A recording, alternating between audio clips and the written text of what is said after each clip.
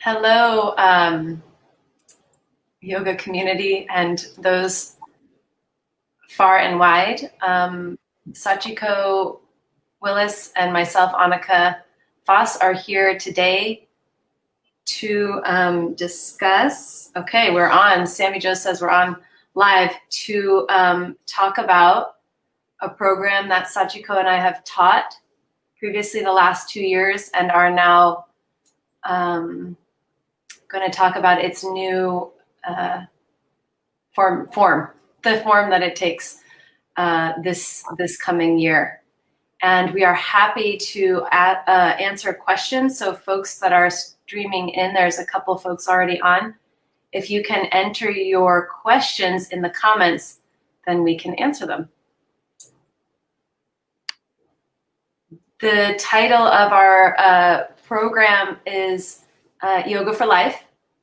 And that was pretty fun to find that title in terms of utilizing yoga within our lives as kind of normal, everyday people.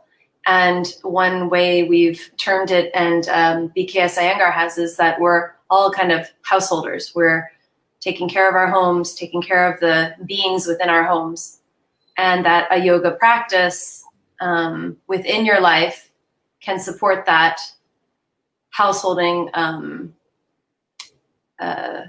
purpose and bring us so many more blessings and deep awareness to who we are and what our purpose is in this life. All right, Sachiko. Okay, so that's why we're hosting this live, because we want to talk about this programming and let you know who it's best suited for. And how this is one of several upcoming, that there will be 3 sessions planned. So I guess I'll introduce myself since I'm first speaking. My name is Anneke Faas. I've been teaching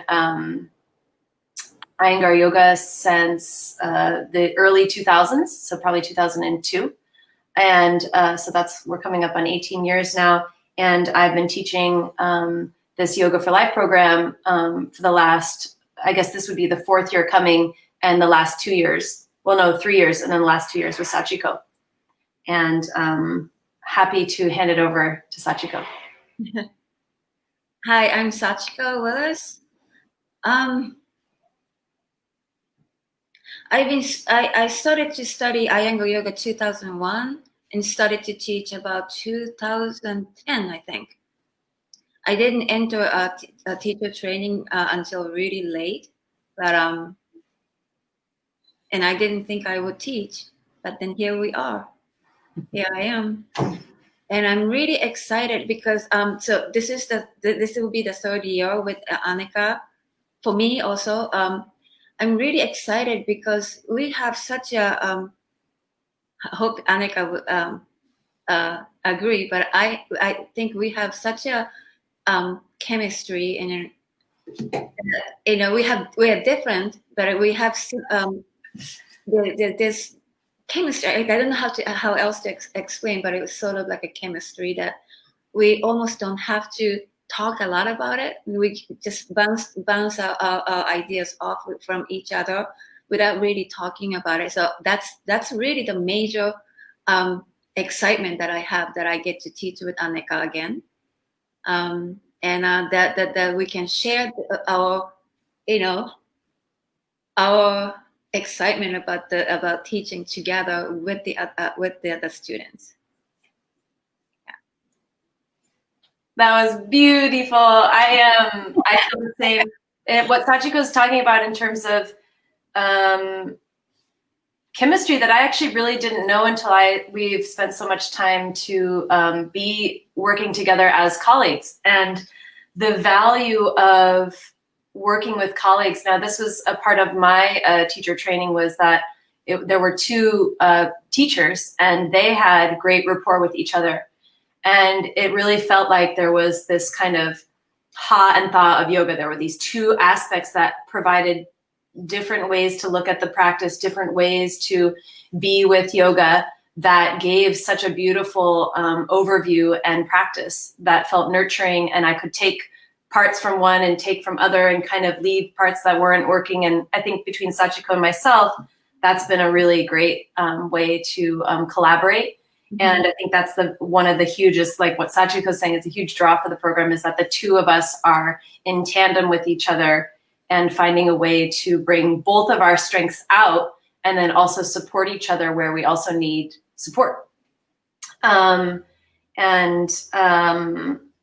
Let's see, so then what we can expect from the program, the first part, the program which is aimed at intention and action. So if there are any questions folks have about that, but that's kind of the basic title we've given, intention and action. And in the Yoga Sutras, intention is almost everything. Like what we put into something is what we get out of it. Yeah. Anneke, can I interrupt you just a second? Because so Yoga for Life this year, this coming year is formatted in a different way. Yeah. So it was 4 months in immersion, and we had 4 weekends intensive over 4 months, right? But then this year we decided to take a different form, which is the seasonal approach. So we have one in January coming up, and then in July, and then October, right? October. June. It's June. June. Did I say July? June. January, June, October. Yeah. Yeah. So there's a seasonal aspect to this, and then like Anneke was starting to talk about the themes according to the seasons. Okay, take it away.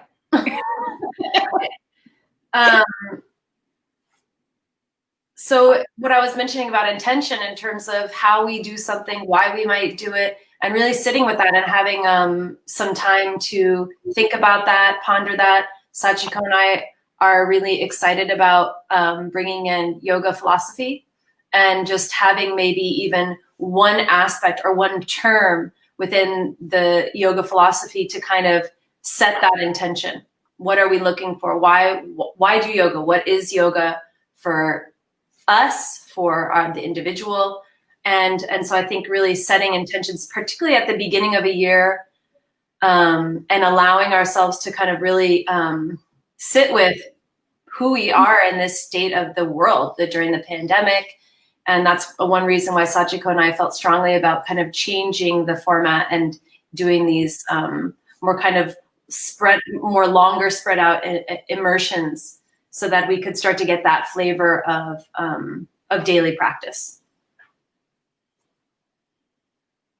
So there's a handful of questions that have been kind of planned out for us. So one question that I could ask to you, Sachiko, is, there will be 3 week-long immersions, and what is the arc or the overall process that we plan to take our students through?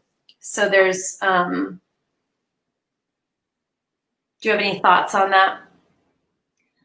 So from just the logistics part of it, so like I was saying, there are 3 over the year: January, June, and October.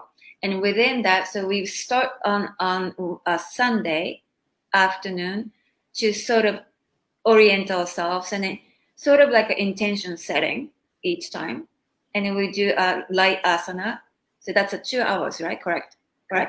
Then Monday through Friday, we meet at 7 a.m. until 8:30. And that would be Pacific time. Pacific time. Right? So that's the logistics part, but the arc of it.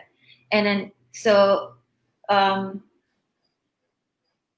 like I said, it's a seasonal one. So this, we are part of the human beings are part of the nature.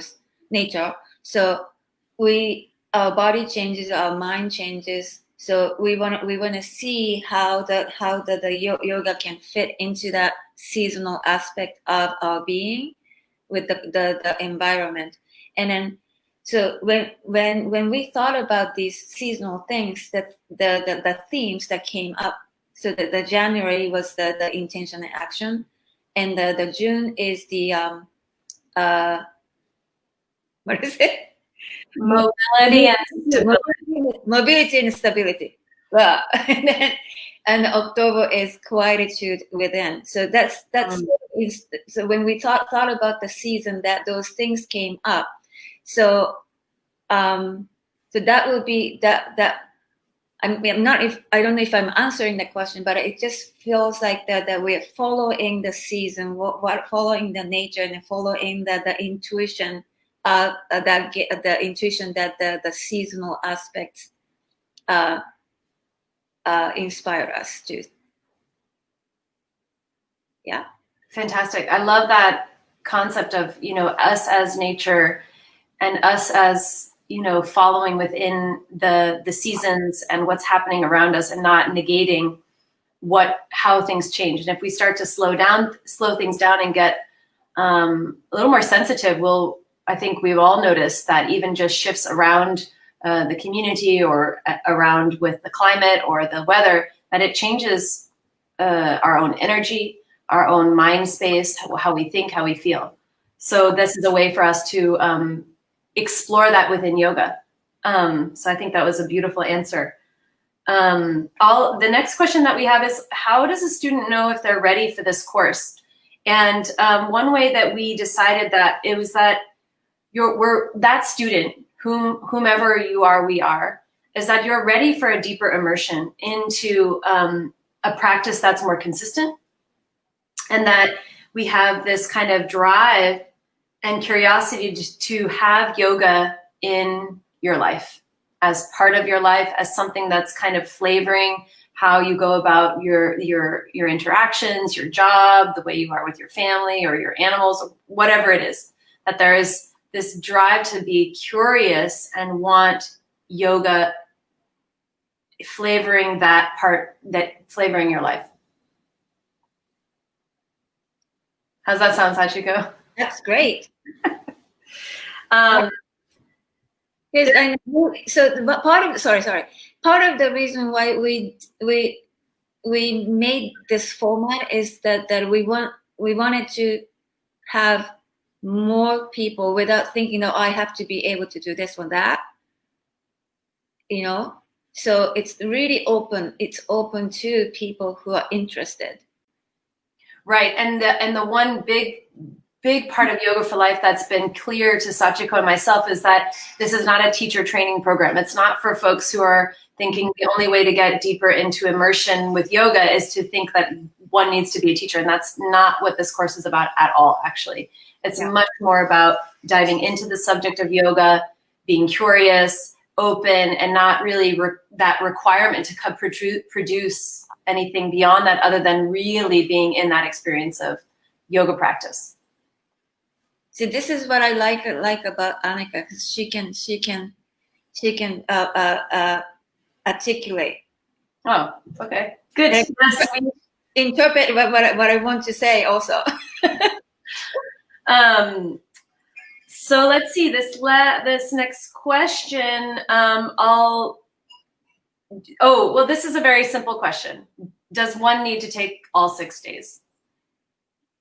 Yes. Yeah. I mean, it's highly recommended. I mean, we can never force you to do that. I mean, especially online format. But the classes will be built up from the first class to this next. So it will be most beneficial for you to take whole 6 classes in that order. And there will be recording. Yep. If you can, for any reason, if you can't take it, there will be recording available, and pretty much right away on that day, I think, and then 2 weeks from that on, then on. Right. So there's one morning within that. It's great if you can get it and then maybe practice it that day. And if you don't, it's okay. And then you just have that to take with you as those next 2 weeks pass on or go on. So yes, it is advised to do the 6, just like Sachiko said. And then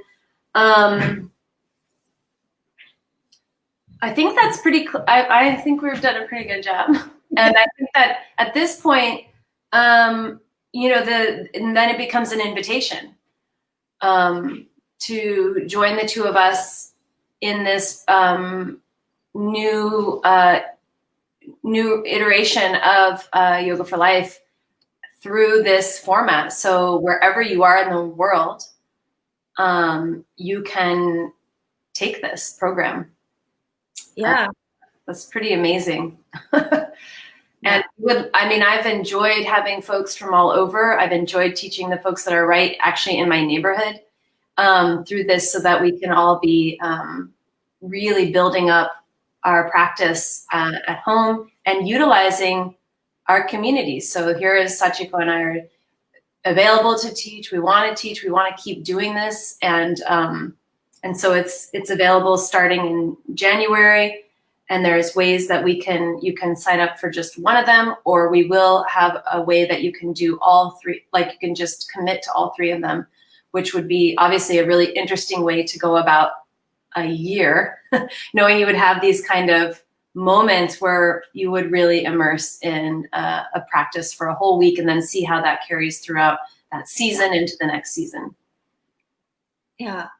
And that just reminded me, we wanted to do it this way because how we really drive into yoga deeper, or driven deeper into yoga, was these workshops, or the immersions, where you spend period of time with the same group of people, same teacher.